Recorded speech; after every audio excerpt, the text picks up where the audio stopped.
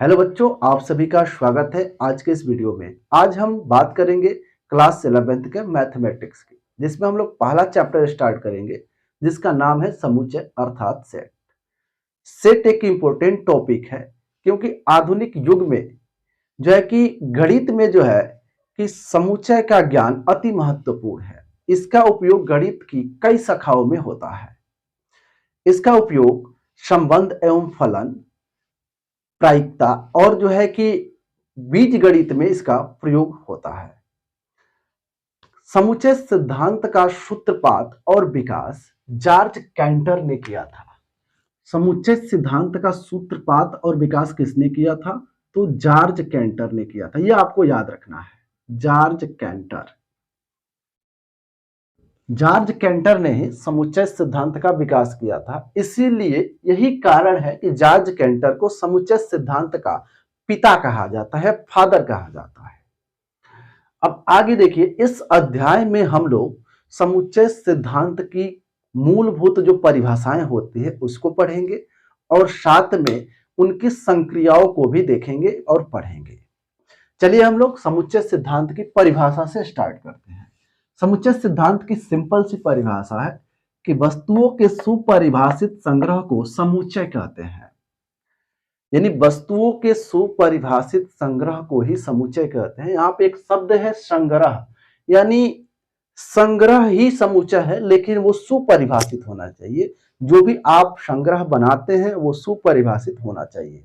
जैसे मान लीजिए हम एक संग्रह बनाते हैं दूध देने वाले जानवरों का संग्रह। जैसे मान लीजिए हम यहाँ पे गाय, भैंस, बकरी, भेड़ और ऊँट, हमने ऊँट का एक संग्रह बनाया। तो गाय भी दूध देने वाली जानवर है, भैंस भी दूध देने वाली जानवर है, बकरी भी, भेड़ भी और ऊँट, यानी जितने भी हमने जानवर लिया है सब दूध देने वाले जानवर हैं। तो इस संग्रह में एक विशेष गुण है कि सब के सब जो है कि दूध देने वाले जानवर हैं। तो इसका जो संग्रह होगा एक समुच्चय कहलाएगा, क्योंकि ये सुपरिभाषित है। सुपरिभाषित का अर्थ होता है कि उन संग्रह में कोई एक विशेष गुण विद्यमान होना चाहिए। चलिए हम दूसरा डेफिनेशन से समझते हैं। दूसरा डेफिनेशन कह रहा है कि वस्तुओं या पदों का ऐसा समूह जिसमें कोई विशेष गुण पाया जाता है समुच्चय कहलाता है। यही हमने अभी भी बताया कि वस्तुओं या पदों का ऐसा समूह होना चाहिए जिसमें कोई एक विशेष गुण विद्यमान रहे, तब हम समुच्चय कहेंगे, वरना समुच्चय नहीं कहेंगे। जैसे मान लीजिए हम एक एग्जांपल देते हैं कि खतरनाक जानवरों का समुच्चय। अब बताइए आप लोग, खतरनाक जानवर का समुच्चय अब अगर आप बनाते हैं तो कोई एक जानवर अगर खतरनाक चूज करते हैं तो हो सकता है किसी के लिए वो खतरनाक ना हो। तो ये वेल डिफाइंड तो नहीं हुआ ना, यानी सुपरिभाषित नहीं हुआ। तो खतरनाक जानवरों का समुच्चय एक समुच्चय नहीं है। ऐसे ही मान लीजिए कह दें प्रतिभाशाली जो है कि शिक्षकों का समुच्चय। अब प्रतिभाशाली शिक्षकों का, तो मान लीजिए किसी के लिए प्रतिभाशाली हो सकते हैं, किसी के लिए नहीं हो सकते हैं। तो इस तरीके से ये जो है कि समुच्चय में नहीं आएंगे। और कौन कौन समुच्चय में आएंगे, किस तरीके से समुच्चय में आएंगे, उसको हम देखते हैं एग्जाम्पल की मदद से। जैसे अंग्रेजी वर्णमाला के स्वरों का समुच्चय। देखिए अंग्रेजी वर्णमाला के स्वर ए, ई, आई, ओ, यू, ये जो है कि 5 स्वर होते हैं, 5 वोवेल होते हैं। इनमें एक गुण है कि सब के सब क्या है, एक वोवेल है। ऐसे ही आप व्यंजनों का समुच्चय कर सकते हो।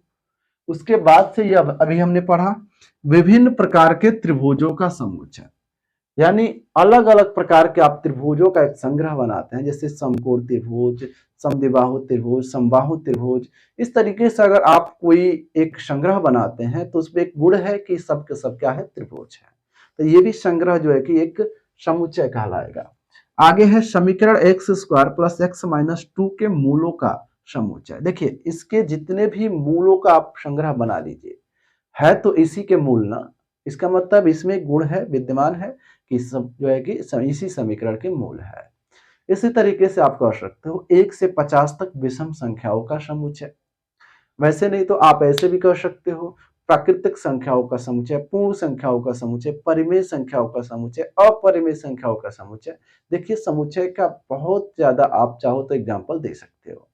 चलिए हम एक एग्जाम्पल की मदद से समझते हैं ताकि समुच्चय का जो कंसेप्ट हमने बताया वो क्लियर हो जाए। चलिए आप लोग कर लीजिए इसका स्क्रीनशॉट। एक एग्जांपल के साथ हम आते हैं। चलिए हम लोग एक महत्वपूर्ण एग्जांपल देखते हैं। कारण निम्नलिखित में कौन कौन समुच्चय है, अपने उत्तर का औचित्य बताइए। इसमें 3 प्रश्न है जिसमें आपको बताना है कौन सा संग्रह समुच्चय है और क्यों है, और नहीं है तो क्यों नहीं है। यहां देखिए पहले कह रहा है 100 से कम सभी प्राकृतिक संख्याओं का संग्रह। 100 से कम अगर प्राकृतिक संख्याएं आप लिखते हैं तो उसका जो संग्रह होगा वो सुपरिभाषित होगा, क्योंकि जितनी भी संख्याएं होंगी सब के सब प्राकृतिक संख्या ही होंगी। क्योंकि प्राकृतिक संख्या 1 से स्टार्ट होकर अनंत को जाती है, तो आप 100 से कम लिखिए चाहे 1 लाख से कम लिखिए, सब जो है कि प्राकृतिक संख्या ही होंगी। इसका मतलब ये प्राकृतिक संख्याओं का संग्रह एक समुच्चय कहलाएगा, क्योंकि इसका जो शब्द है वो सुपरिभाषित है। तो इसका आंसर होगा हाँ। हाँ, ये जो है कि समुच्चय है। आगे है कि भारत के सुविख्यात लेखकों का संग्रह। यहां सुविख्यात का मतलब है कि किसी के लिए सुविख्यात हो भी सकता है और किसी के लिए नहीं भी हो सकते हैं। यानी जो लेखक है, मान लीजिए सुविख्यात लेखकों का आपने एक संग्रह बनाया, उसमें मान लीजिए किसी के लिए उस कोई लेखक जो है कि सुविख्यात नहीं हुआ, तो जो आपने संग्रह बनाया वो सुपरिभाषित नहीं हुआ ना, यानी आपका वो समुच्चय नहीं कहलाएगा। यानी ये समुच्चय के अंतर्गत, यानी समुच्चय ये नहीं कहलाएगा, सेट नहीं कहलाएगा। इसलिए नहीं कहलाएगा क्योंकि ये जो सुविख्यात शब्द है वो सुपरिभाषित नहीं है। आगे है आपके कक्षा 11 के बुद्धिमान छात्रों का संग्रह। अब देखिए इसमें कह रहा है बुद्धिमान छात्रों का संग्रह। मान लीजिए आपने कक्षा 11th से जो है कि कुछ छात्रों को सेलेक्ट किया जो बुद्धिमान है, उसी में किसी ने कहा नहीं ये बालक बुद्धिमान नहीं है, तो आपका जो संग्रह बनाया हुआ था बुद्धिमान वाला वो तो फेल हो गया ना, क्योंकि उसमें आपने एक नहीं जो बुद्धिमान है उसको भी रख लिया है। तो इस प्रकार से बुद्धिमान जो है किसी के लिए हो भी सकते हैं और किसी के लिए नहीं भी हो सकते हैं।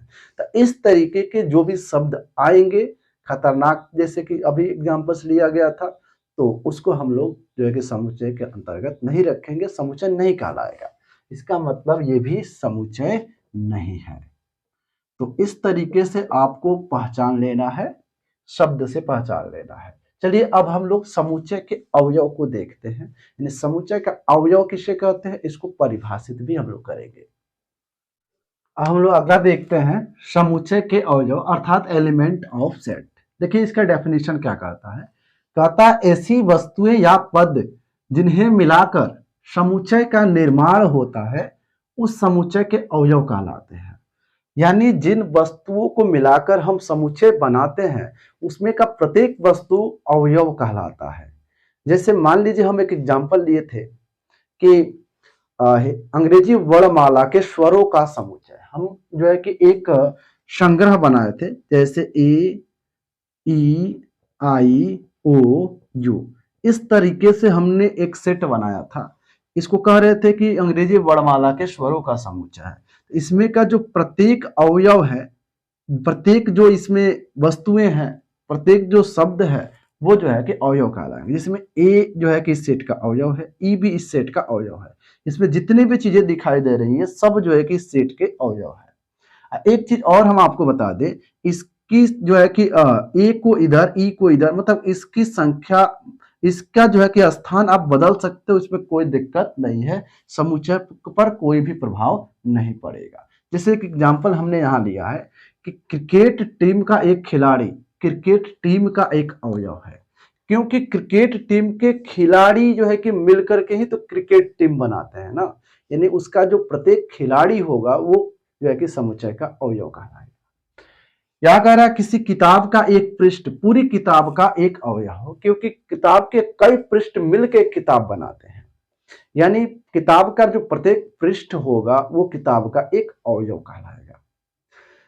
समुच्चय को लिखते समय, चलिए हम लोग आगे समुच्चय को कैसे लिखते हैं उसको भी पढ़ेंगे।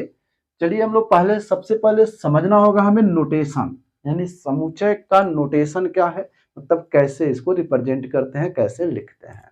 चलिए हम लोग हेडिंग डालते हैं समुच्चय का नोटेशन। समुच्चय के संकेतक। देखिए कह रहा किसी समुच्चय को अंग्रेजी वर्णमाला के बड़े अक्षरों A B C D X Y Z से प्रदर्शित करते हैं, और जबकि उसके अवयवों को छोटे अक्षरों ए बी सी डी से प्रदर्शित करते हैं। यानी यदि आप किसी सेट को रिप्रेजेंट कर रहे हैं तो उसको अंग्रेजी वर्णमाला के कैपिटल अक्षरों से रिप्रेजेंट करेंगे, और उसके अवयव को रिप्रेजेंट करना है तो स्मॉल लेटर से जो है कि अंग्रेजी वर्णमाला के स्मॉल लेटर से रिप्रेजेंट करेंगे। जैसे मान लीजिए यहाँ पे कि ए जो है कि किसी समुच्चय का अवयव है, जैसे मान लीजिए ए समुच्चय, ऐसे लिख लेते हैं अवयव ए समुच्चय ए का अवयव है, जैसे हमने माना कि अवयव ए समुच्चय ए का अवयव है, तो इसको हम लोग इस तरीके से दिखाएंगे, ए आप साइलेंट इस तरीके से, और इसे पढ़ेंगे कैसे, तो इसको पढ़ेंगे ए बिलोंग्स टू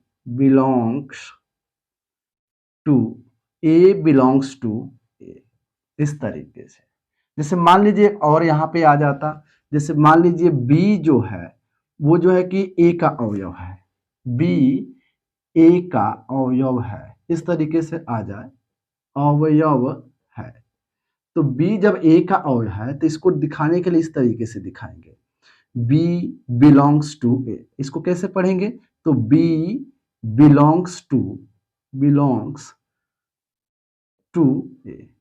कहने का अर्थ है कि सेट ए हमने बनाया, उसमें बी मौजूद है, इसीलिए इसको कह रहे हैं कि बी बिलोंग्स टू ए, मतलब बी जो है कि ए में बिलोंग करता है। चाहे तो इसको एक और भी तरीका है लिखने का, इसको ऐसे लिख सकते हैं, ए is an element of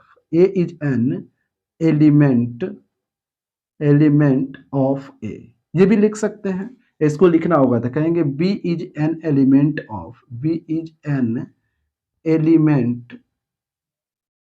of A. Hindi में आप अगर लिखना चाहते हो तो इसको लिखोगे ए अवयव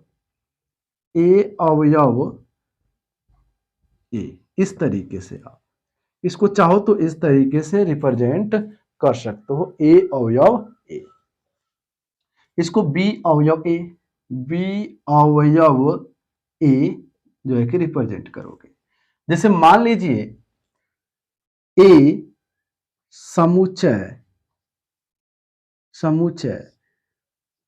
एक्स का अवयव नहीं है, आ जाए अवयव नहीं है, मान लीजिए इस तरीके से आ जाए कि ए समुच्चय एक्स का अवयव नहीं है। इसका अर्थ यह है ए जो है उसको इसमें बिलोंग नहीं कर रहा है, तो इसको दिखाने का जो सिंबल होता है इस तरीके से करके इसको हमको काट देना है।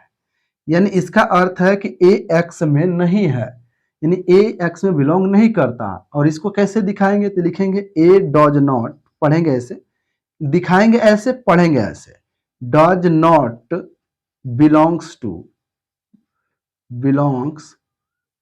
To X. या एक और भी तरीका है, ए इज नॉट एन